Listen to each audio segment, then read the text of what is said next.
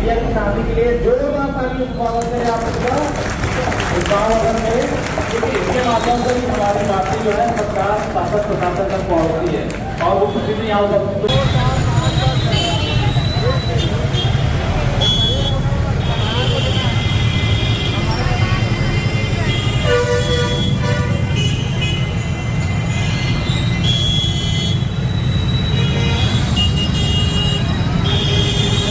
अभी भीख मांगने के लिए निकले थे, लेकिन हमको भीख के रूप में 110-120 रुपया ही मिल पाया है। सरकार को हम ये पैसा देकर इससे नियमितीकरण की मांग करें, कम से कम लिमिट तो कर दे हमको सरकार। आज हड़ताल का 11वां दिन, तो सरकार को उम्मीद है ये अनिश्चितकालीन हड़ताल है, ये कंटिन्यू जारी रहेगा जब तक हमारी मांगे पूरी नहीं हो पाती तब तक। यशोधरा साहू।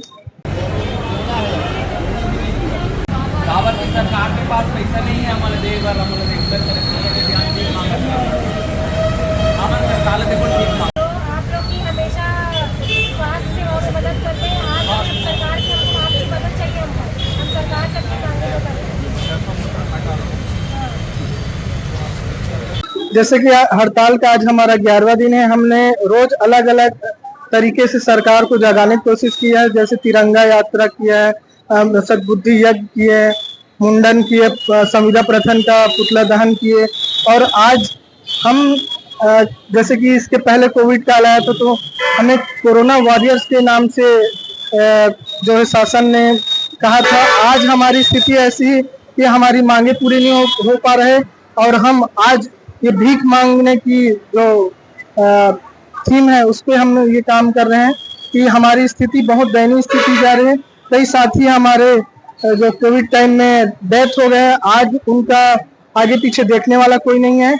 और मैं सरकार से निवेदन ये करना चाहूँगा कि जल्द से जल्द हमारी मांगों को जो है पूरा करे, हमें नियमित करे, हमारी जॉब सिक्योरिटी करे, हमारे अनुकंपा जो नियुक्ति है वो करे, हमारी जो 10 सूत्री मांग है उससे पूरा करे। आप भीख मांगने निकले थे, कितना भीख मिल गया? जैसे कि हमने अभी भदौरिया चौक तक भीख मांगा, मुश्किल से 110-20 रुपये ही हमको मिलता है।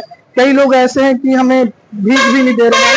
उनका कहना है कि यदि मोदी गारंटी बोले उन लोग तो सरकार से मांगो आप भी, तो आपकी जो मांगे हैं वो सरकार पूरी करेगी, हम कहाँ से करें।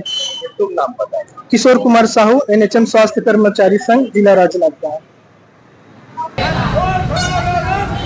नहीं चलेगा, नहीं चलेगा।